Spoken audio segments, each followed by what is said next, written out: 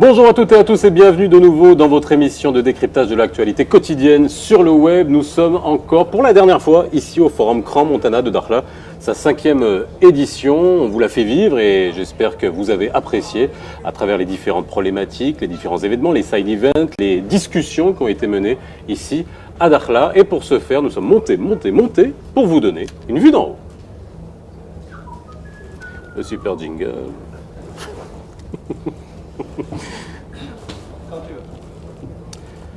Et n'oubliez pas, cette émission est la vôtre. Réagissez sur les réseaux sociaux, sur la page Facebook et surtout, abonnez-vous à notre chaîne YouTube. L'invité que je reçois aujourd'hui, ici à Dakhla, a la diplomatie jusqu'au bout des ongles. Il a bourlingué à travers le monde, défendant la cause de l'intégrité territoriale du Maroc, chose pas facile à une certaine époque, et ça continue.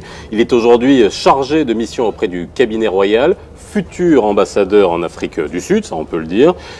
Youssef El Amrani, bonjour. Bonjour. Comment ça va?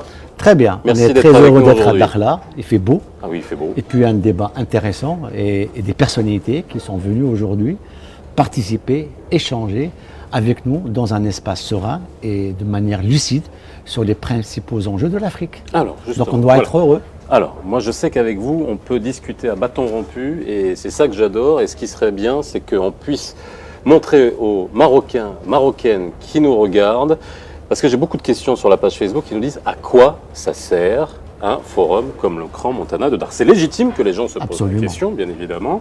Et là, ça pose la vraie question du soft power dont on parle depuis un moment, la réforme de la diplomatie marocaine à laquelle on a assisté depuis un moment, la manière différente de parler de la cause du Sahara marocain aussi, qui a changé, et pourtant c'est dur de changer cette manière-là.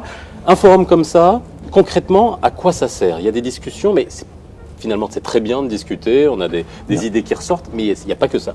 Et d'abord, c'est un espace de liberté. C'est un espace d'échange, comme tu viens de le dire, mais c'est également une boîte à outils. Choose and pick. Donc moi, j'étais très heureux de participer à un débat avec des jeunes leaders africains qui viennent de Zimbabwe, d'Afrique du Sud, etc. Et j'ai appris beaucoup de choses.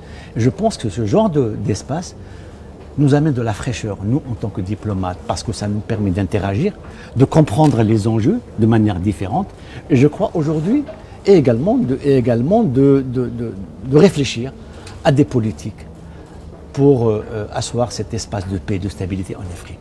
Je crois que c'est important parce qu'il y a des politiques, il y a des hommes d'État, il y a des ministres des Affaires étrangères, il y a des entrepreneurs, c'est très important, il y a des femmes et des jeunes.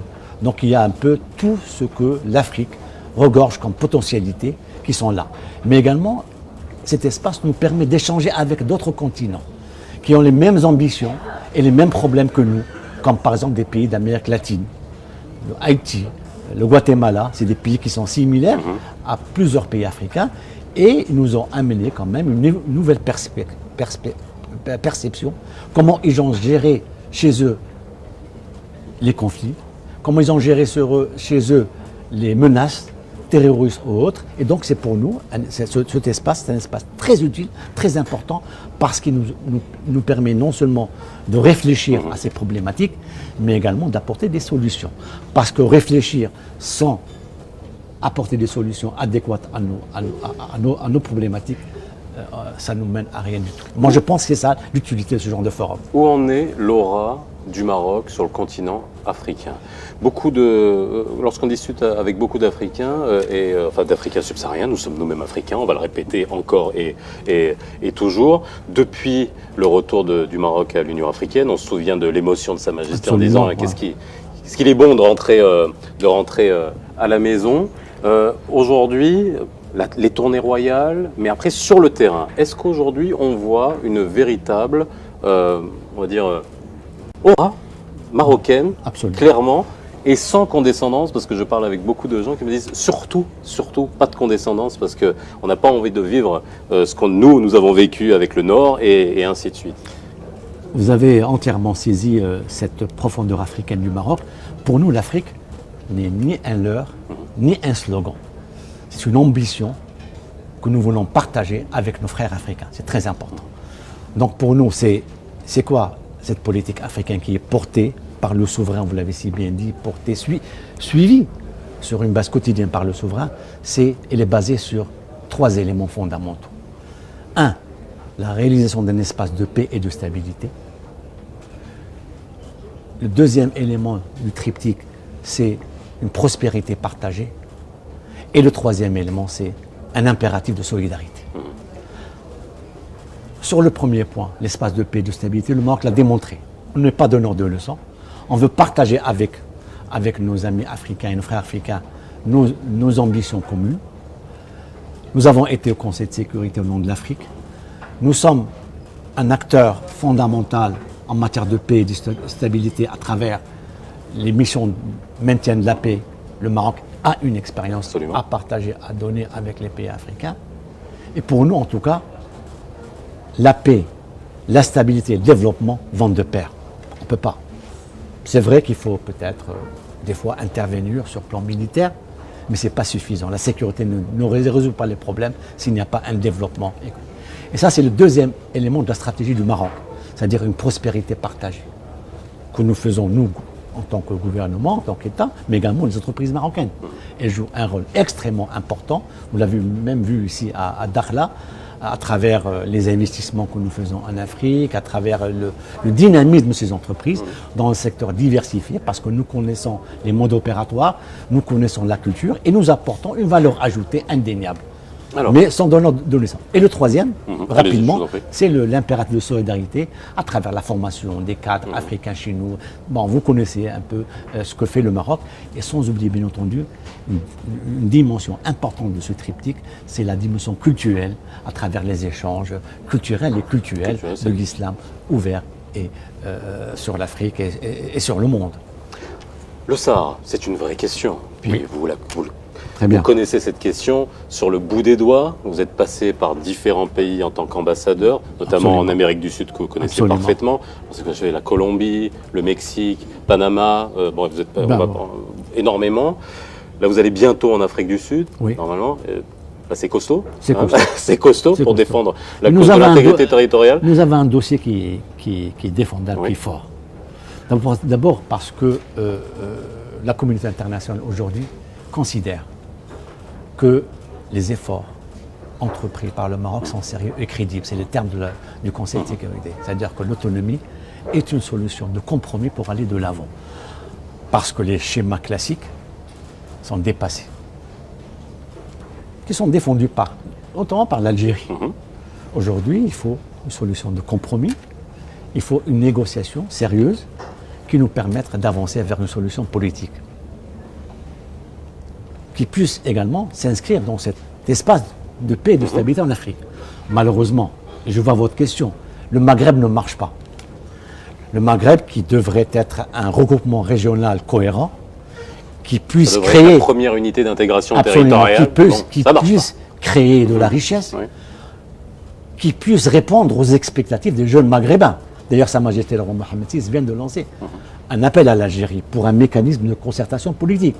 Pour vous dire que nous, le Maroc est ouvert pour trouver une solution dans le cadre du Maghreb. Mais malheureusement, en face, on n'a pas un interlocuteur qui puisse s'engager avec nous. Alors, on a toujours, et je ne vous le cache pas, moi étant dans les médias, on est tout le temps crispé dès qu'on veut parler de cette question-là du Sahara. Bon, notre intégrité territoriale ne se discute pas, mais est-ce qu'on a changé la manière?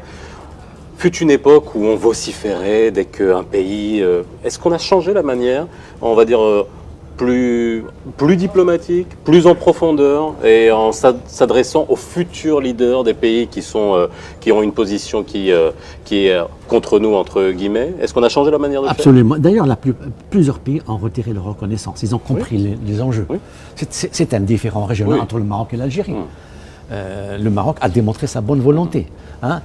Mettre sur place une proposition d'autonomie qui est démocratique, parce que nous, on s'inscrit dans une perspective démocratique au Maroc. Et les gens comprennent de plus en plus. Bon, nous avons un certain nombre de résistances. Il faut peut-être, comme tu viens de le dire, plus expliquer ces davantage. Mais je crois qu'on est à l'aise. Et les deux dernières très importantes décisions du Parlement européen, de l'Union européenne sur les accords agricoles ont démontré la justesse de notre cause, Les gens ont compris que le Maroc est un pays qui est ouvert, qui est un pays qui est flexible, un pays qui veut une relation forte avec l'Europe. Nous ne sommes pas une puissance coloniale, hein, comme prétendent certains. Nous sommes dans notre territoire, mais nous voulons quand même, et les deux décisions du Parlement européen sur l'accord agricole et l'accord de pêche sont venues conforter cette position marocaine de compromis, de juste milieu, pour trouver une solution. Parce que nous voulons aller au-delà. Nous voulons construire un Maghreb. Nous voulons construire une zone au-delà du Maghreb, de la Méditerranée. Et l'Europe aujourd'hui a compris, dans le cadre de cette nouvelle politique européenne de voisinage, que nous voulons en tout cas plus ambitieuse, plus audacieuse et qui répondent aussi à nos priorités, nos pays du sud de la Méditerranée. Merci Salah Amrani. Shukran. Juste pour la détente, Dakhla, quel est le spot que vous préférez? Moi, je viens souvent à Dakhla pour pêcher. Oui. Donc, je vais dans un endroit et je vais avec M. Hamdi. M. Hamdi qui est le chef pêcheur de Dakhla. Oui. Alors, le Hamdi, voilà c'est l'histoire, je vous le dis tout de suite. Oui, oui, il a un GPS. Il sait où sont les poissons. Ah Donc, oui. on n'a aucun mérite quand on pêche de gros poissons. Merci Salah Amrani. Voilà, Merci je vous beaucoup en en prie. tout cas. Quant à vous, je vous dis à très bientôt dans Vue d'en haut.